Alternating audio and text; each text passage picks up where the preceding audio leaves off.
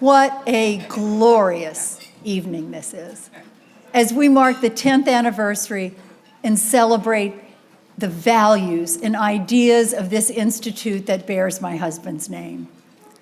Thank you all so much for your incredible support and generosity, and thanks to our amazing chairs and committee and team for really making magic happen. Congratulations to our magnificent honorees. Admiral Franchetti, you are truly an inspiration, and we are privileged to honor your leadership and lifetime of service to our nation.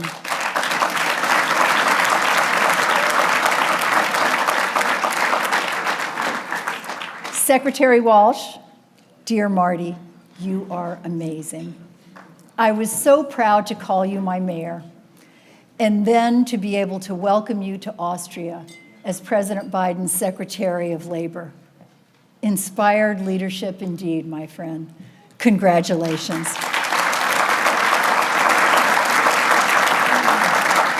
Now, we have another honoree tonight, and I am the lucky person who has the honor of introducing him. I met this special man more than 3 decades ago when he served in the United States Senate alongside my husband. As you know, Ted Kennedy proudly represented the people of Massachusetts in the United States Senate for nearly half a century. And our honoree served in that body with him, representing the people of Delaware for 36 of those years. They were both Irish Catholic Democrats, sworn in at the minimum constitutional age of 30, passionate about their own families, and dedicated to the needs of working families everywhere. They had warm and true friendships with colleagues across the aisle, and they knew how to disagree without being disagreeable, something that seems to be in much too short supply these days. Patriots to the core, they both believed deeply in the promise of America and also in the promise of the United States Senate. Teddy used to say that senators at their best could work together to find common ground for the good of the country, regardless of party. All they needed was to take time to talk it through, to listen to each other, to try to find a nugget of agreement to move things forward. He believed that having senators work to find that common ground was essential for our republic to survive and thrive. He believed in the unique chemistry of the Senate. In fact, he always talked about the Senate as a chemical place. And he wanted all Americans to know what that kind of camaraderie and cooperation felt like and what it could achieve. So in planning this institute, Teddy insisted that it have a full-scale replica of the Senate chamber, where young and old could walk through the doors and experience the awesome responsibility and possibility of serving our nation as he and our special honoree did. So as we celebrate the 10th anniversary of this institute, it is so fitting that the recipient of this Lifetime Achievement Award for Inspired Leadership is a man who started his outstanding public service as a United States Senator before going on to serve with such distinction in the 2 highest offices in the land, Vice President and later President of the United States of America.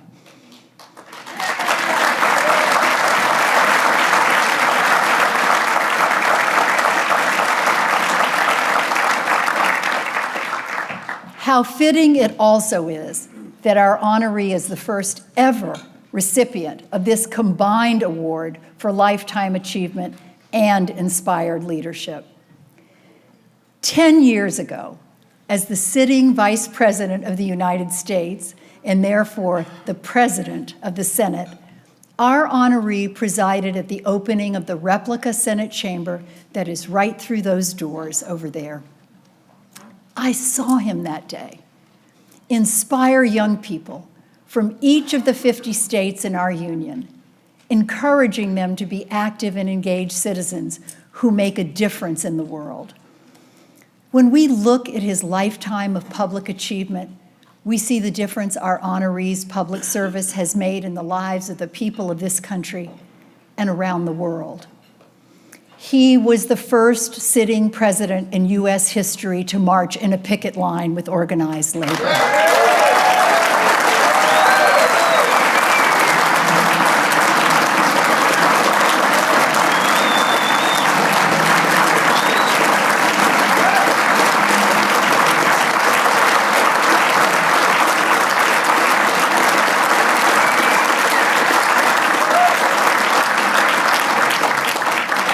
He was the champion and leader in the White House and the United States Senate of legislation to combat violence against women.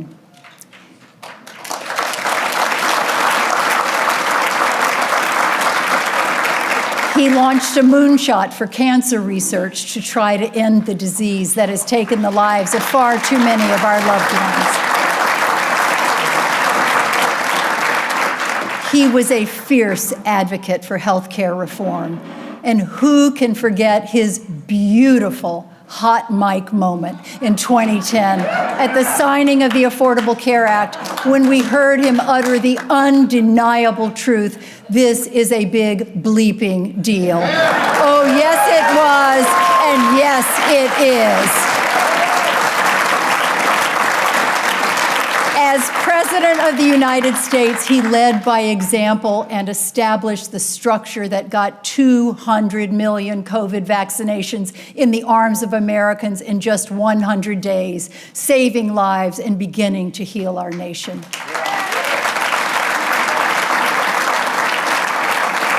As his personal representative in Austria, I saw firsthand his leadership in holding Europe and NATO and indeed the free world together to respond to Russia's unprovoked full-scale invasion of Ukraine.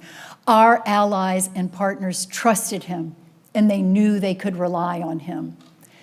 As president, he oversaw the creation of more than 16 million new jobs and signed the bipartisan infrastructure bill and the bipartisan Chips and Science Act and the Inflation Reduction Act. Those are just a few of the monumental groundbreaking achievements under our honoree's leadership. I could go on, but this is a Lifetime Achievement Award for inspired leadership. And inspired leadership is not just achievement, as magnificent as that is.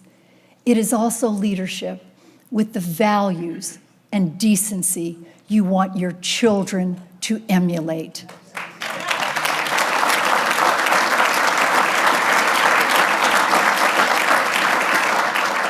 One way we inspire the next generation of citizens and leaders is by shining a light on the good ones.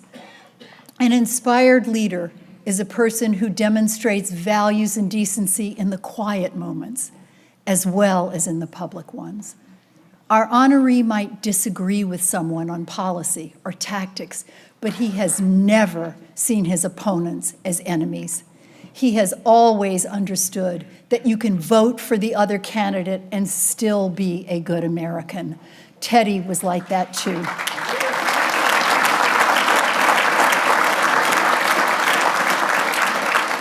When I think of our honoree, I also think of the personal acts of kindness he has shown to me and my family through the years.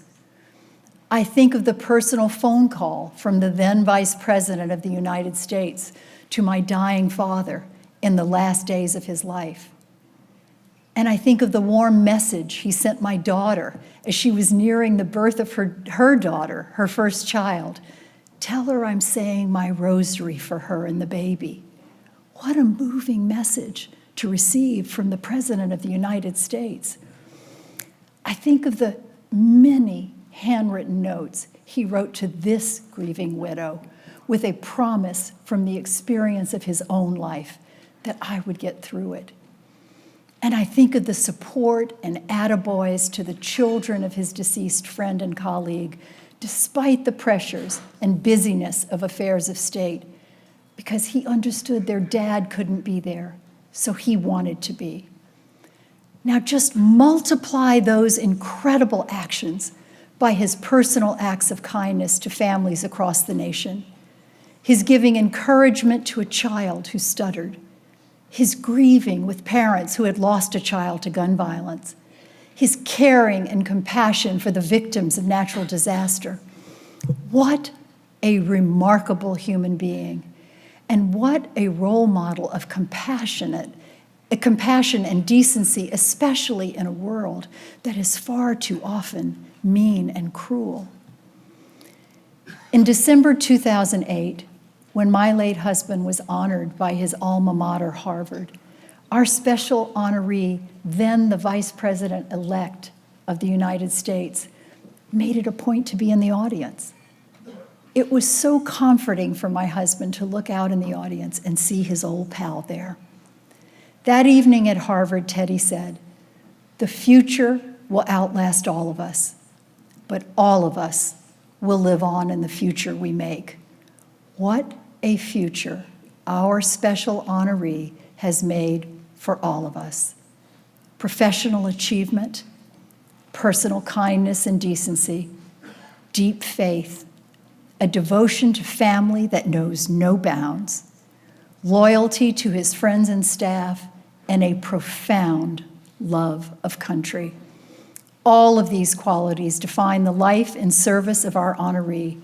I am proud to welcome him now, and on behalf of the Edward M. Kennedy Institute for the United States Senate, I'm going to ask Curran and Patrick to come up and help me do this. I present with great pride the Lifetime Achievement Award for Inspired Leadership to the 46th President of the United States, Joseph R. Biden, Jr.